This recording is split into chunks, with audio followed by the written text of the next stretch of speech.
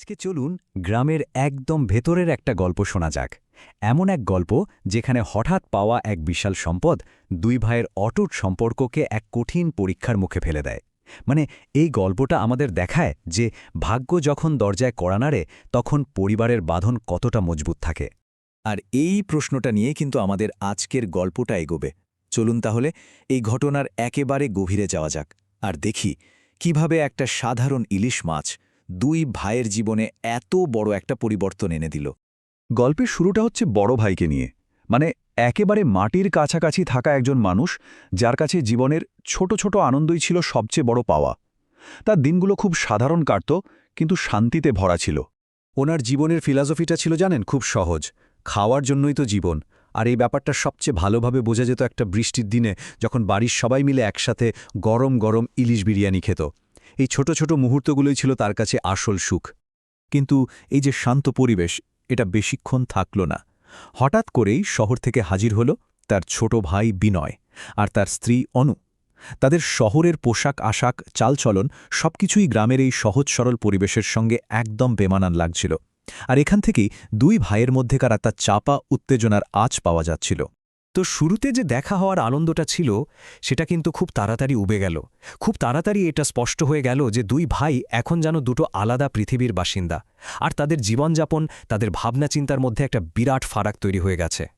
দেখুন, একদিকে বড় ভাই, যার কাছে গ্রামের সাদামাটা জীবনটাই সব, আর ঠিক তার উল্টো দিকে ছোট ভাই বিনয়, যে শহরের জীবনের চাপে একেবারে জর্জরিত।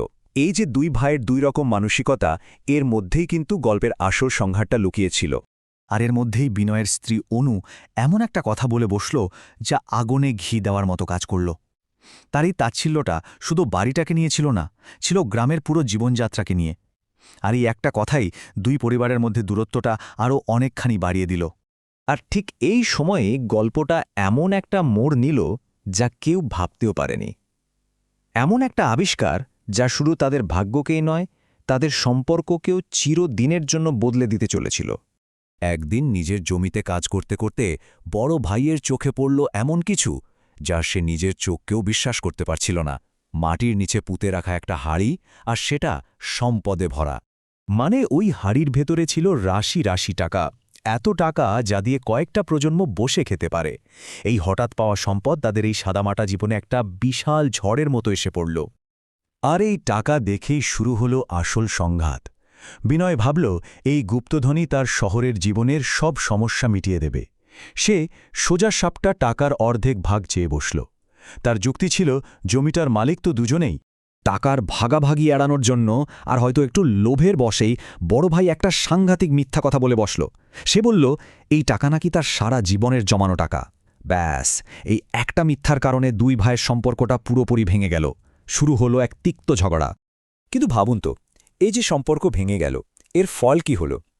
টাকাটা কি আদৌ সুখ আনতে পারল, নাকি দুঃখের একটা নতুন দরজা খুলে দিল? ঝগড়ার পর বিনয়ের জীবনটা যেন একদম তাসের ঘরের মতো ভেঙে পড়ল। প্রথমে তার স্ত্রী অনু তাকে ছেড়ে চলে গেল, তারপর চাকরিটাও হারালো, শুরু হলো সাংঘাতিক টাকার কষ্ট, আর শেষে একা একা পয়সা পাতি ছাড়া সে খুব অসুস্থ হয়ে পড়ল। সবকিছুই ছিল ওই ঝগড়ার ফল। আর ওদিকে বড় ভাইয়ের অবস্থাটা দেখুন। টাকার পাহাড়ের ওপর বসে আছে, কিন্তু মনে এক ফোঁটা শান্তি নেই। শেষে অপরাধবোধে টিকতে না পেরে সে তার স্ত্রীর কাছে স্বীকার করল যে টাকাটা নিয়ে সে মিথ্যে বলেছিল। সে বুঝতে পারছিল যে এই টাকা তাকে ভাইয়ের ভালোবাসাটা ফিরিয়ে দিতে পারবে না।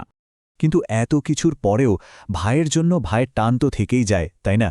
বড় ভাইয়ের এই কথাটা শুনলেই সেটা বোঝা যায়। সে মনে মনে বিশ্বাস করত একদিন তার ভাই ঠিক নিজের ভুলটা বুঝবে, আর তখন সে তাকে আবার বুকে টেনে নেবে।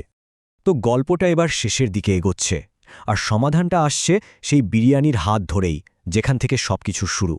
শেষ পর্যন্ত বড় ভাই সব রাগ অভিমান ঝেড়ে ফেলে তার অসুস্থ ভাইকে খুঁজতে বেরোল, তাকে বাড়ি নিয়ে এলো, নিজের হাতে সেবা করে সারিয়ে তুলল, আর তার নতুন বাড়িতে একসাথে থাকার কথা বলল। এইটাই তো হলো নিঃশর্ত ভালোবাসা আর ক্ষমার আসল উদাহরণ। শুধু তাই না, বিনয়ের স্ত্রী অনুও নিজের ভুলটা বুঝতে পেরে ফিরে এলো, আর তারপর সবাইকে একসাথে নিয়ে বসা হলো সেই ইলিশ বিরিয়ানির থালার সামনে। যে খাবারটা দিয়ে গল্পের শুরু, সেই খাবারটাই তাদের ভাঙা সম্পর্কটাকে আবার জুড়ে দিল। আসলে এই পুরো গল্পটা আমাদের কয়েকটা খুব জরুরি কথা মনে করিয়ে দেয়। সত্যিকারের সম্পদ টাকা পয়সায় নয়, পরিবারে। লোভ সবকিছু নষ্ট করে দিতে পারে, আর ক্ষমা পারে যে কোনো ভাঙা সম্পর্ককে আবার জুড়ে দিতে। আর আসল আনন্দ তো এই ছোট ছোট মুহূর্তগুলোতেই লুকিয়ে থাকে। তাহলে এই গল্পটার শেষে একটাই প্রশ্ন থেকে যায়, তাই না?